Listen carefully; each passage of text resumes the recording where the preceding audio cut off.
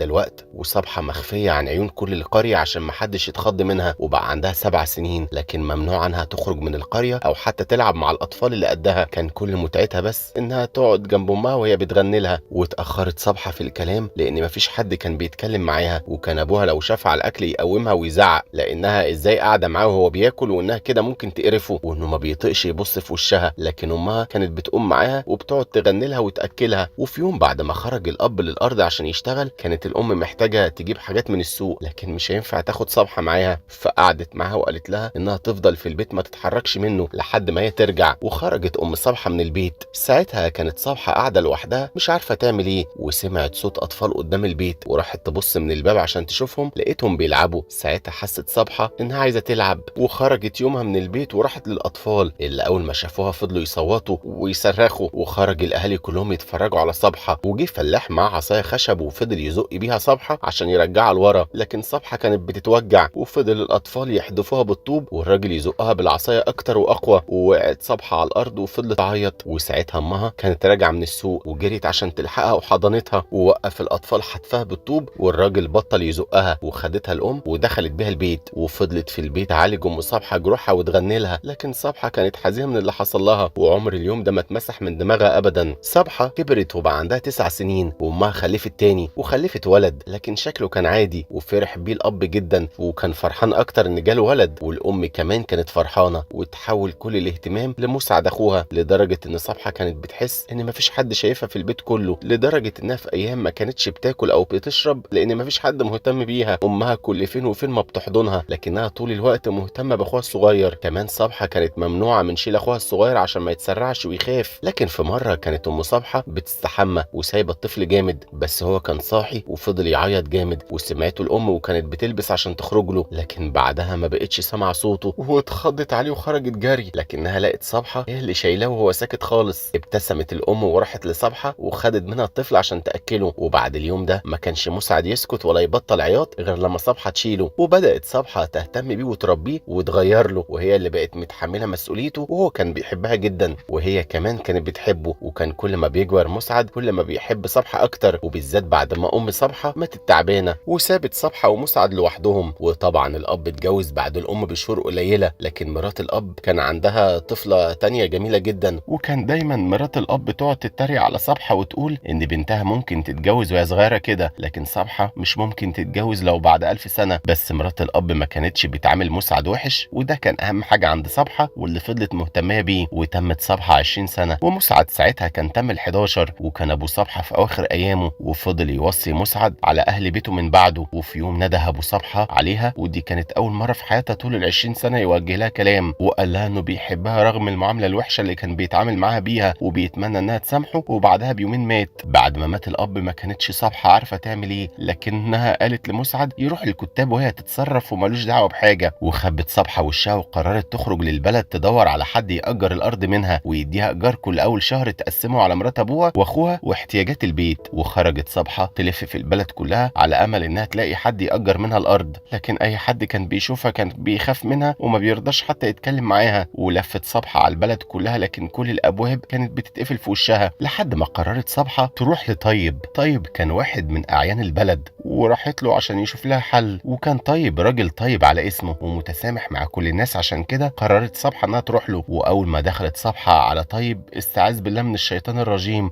وده اللي خلاها تخبي وشها بالطرحة اللي لابساها وبصت في الارض. وعرف طيب انه ضايقها، فابتسم وقال لها ان الناس بتقول السلام عليكم اول ما بتدخل، عشان كده هو اتخض. واعتذرت له صبحة وقالت له انها مش قصده تخضه، وساعتها قال لها طيب انه ما تخضش ولا حاجة. وقعدها طيب معاه وسألها ان كانت عايزة حاجة. قالت له صبحة انها عايزة تأجر الارض بتاعتها لان ابوها وامها ميتين، وساب لها مرات ابوها واخوها الصغير، ومحدش هيعرف يشتغل في الارض، وانها بايجار الارض تعرف تعيش. ساعتها سكت طيب وقال لها انه ما يعرفش حد يأجر منها الارض لكنه هيسأل لها. وقامت صبحة عشان تمشي من عنده، لكن قبل ما تخرج قال لها طيب انه ممكن يأجرها منها ورزقهم هما الاتنين على الله. فرحت صبحة جدا عشان قدرت تتصرف وتعمل حاجة، وابتسم لها طيب وهي ماشية. وروحت صبحة اليوم ده للبيت وهي مبسوطة ان طيب كان طيب معاها. لكن لما روحت البيت عرفت من مرات ابوها ان في عريس متقدم لبنتها، وقعدت مرات ابوها تغيظها، لكن صبحة ما كانتش عايزة تتضايق اليوم ده، وقالت لها انها اجرت الارض لطيب وانهم من اول الشهر هيبقى معاهم فلوس. ساعتها كان داخل مسعد وهو وجلبته متقطعه ووشه مضروب، وجريت عليه صبحه وفضلت تساله على اللي حصل له، لكن مسعد ما كانش راضي يرد عليها. ولما سالته مرات ابوه قال ان العيال بيقولوا له ان اخته عفريته وانه عفريت زيها. وبص مسعد لاخته وقال لها انه ما كانش عايز اخته وكان عايز اخت شكلها حلو زي بنت مرات ابوه وانه بيكرهها. دخلت صبحه الاوضه بتاعتها وفضلت تعيط. وبالليل كان العريس قاعد في صاله بيت صبحه، وكانت صبحه بتجهز عشان تخرج تقعد معاهم، لكن دخلت عليها مرات ابوها وقالت لها انها ما ينفعش تخرج تقعد معاهم لان العريس هيطفش.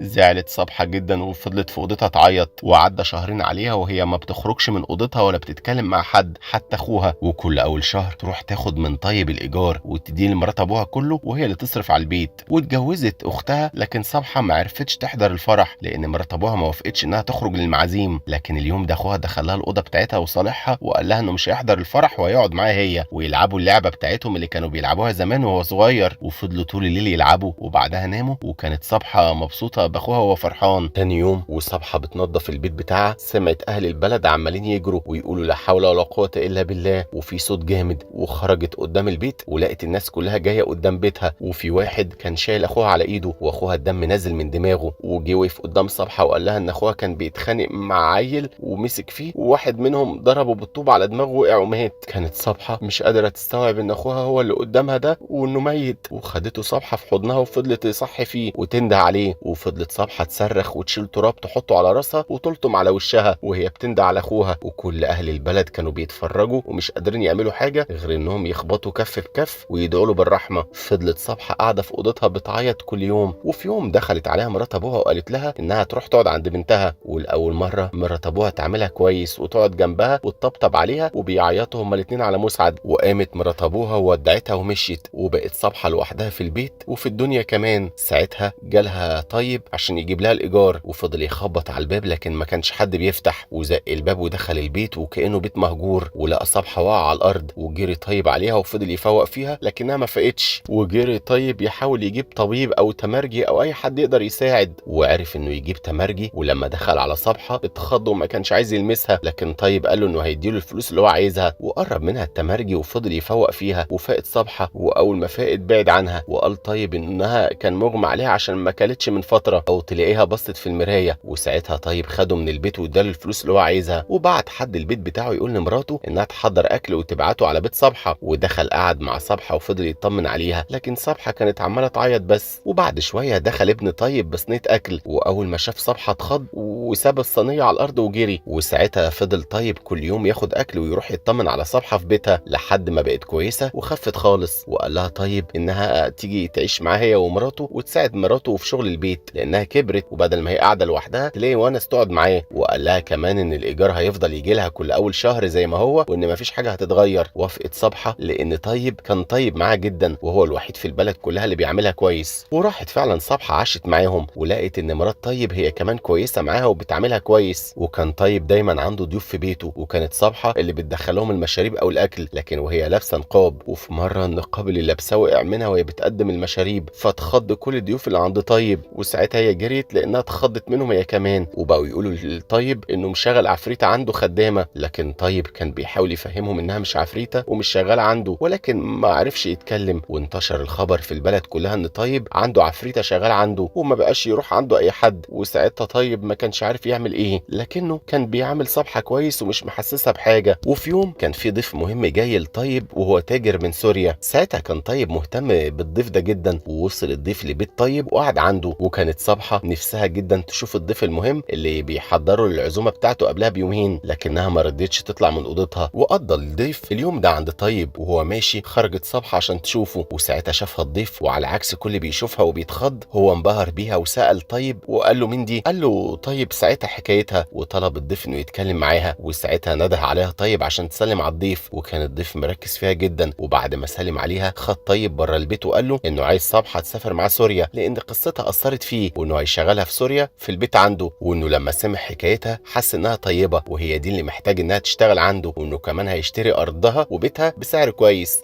ساعتها طيب ما كانش عارف يرد عليه يقول له ايه لكن قال له انه هيستشير صبحه ويشوف رايها. ودخل طيب لصبحه وقال لها ان الضيف عايزك تسافري معاه. ساعتها صبحه قالت لطيب انه يعمل اللي هو شايفه، فقال لها طيب انها تحضر شنطتها لانها هتسافر مع الضيف. وخرجت صبحه من بيت طيب ومعاها شنطتها وهي مغطيه وشها ومشيت مع الضيف الضيف اللي خدها على القطر عشان يروح الخرطوم ومن هناك تبدأ رحلتهم لسوريا. الضيف ده كان اسمه الحاج عمار، مع انه كان صغير في السن لكن حاج اطلقت عليه لانه معروف عنه انه راجل متدين. الحاج عمار كان شغال في كل حاجة، القانوني منها والغير قانوني، وطبعا لانه متدين محدش كان هيفكر انه شغال في حاجة غير قانونية. لكن الحاج كان شغال في المخدرات والسلاح وكمان اشتغل في الدعارة. ولما وصل على سوريا نزل على حلب المدينة اللي فيها شغله. وكانت صبحة بالنسبة لها الرحلة دي خيالية لانها ما كانتش بتخرج من بيتها كتير، واكتر حاجة شافتها كانت بيت طيب، وعشان كده صبحة كانت منبهرة باللي شافته في حلب. وبعد كده خدها الحاج وراح طلع على بيت بيملكه لكنه مش بيته، ودخلها الحاج شقة فيها كنبة عشان تنام عليها بس، وقال لها انه هيبعت لها كل اللي هي عايزاه لحد ما يعمل لها اوضه عنده في البيت وتقدر تشتغل عنده. وفضلت صبحة قاعدة في الشقة دي الايام، وكل يوم يجي حد الصبح وبالليل يفتح الباب ويحط لها الاكل ويمشي، ولما تتكلم معاه ما يردش عليها. وفي يوم دخل الحاج عليها في الشقة ومعاه راجل تاني شكله غريب، وكانوا الاتنين عمالين يتكلموا على صبحة. وقفت صبحة مخبيه وشها، لكن الحاج طلب منها انها توري للراجل اللي معاه وشها عادي، وانبهر الراجل بيها جدا وقال للحاج انه هيدفع المبلغ اللي هو عايزه. كانت صبحة ساعتها مش فاهمة حاجة ولا عارفة هما بيتكلموا عن ايه، ودفع الراجل اللي مع الحاج الفلوس للحاج. وساعتها قال الحاج لصبحة انها تشتغل مع كابتن طلال الفترة الجاية، وانها من بكرة هتروح معاه الشغل. ما كانتش صبحة فاهمة حاجة، لكن تاني يوم جه طلال وخدها وركبوا عربية، ووصل طلال وصبحة المكان واسع في ناس بيتدربوا، وكلهم كانوا باصين على صبحة وهي داخلة مع طلال، واللي وقتها كانت شايفة حيوانات في قفاص وناس بتتشقلب وبنات بيتمرنوا على رقصة وناس ماشية على الحبل وهي بترقص، وشافت كمان مهرجين بيتمرنوا وبيلعبوا ب3 كور، وشافت برضو بنت عندها دقن كبيرة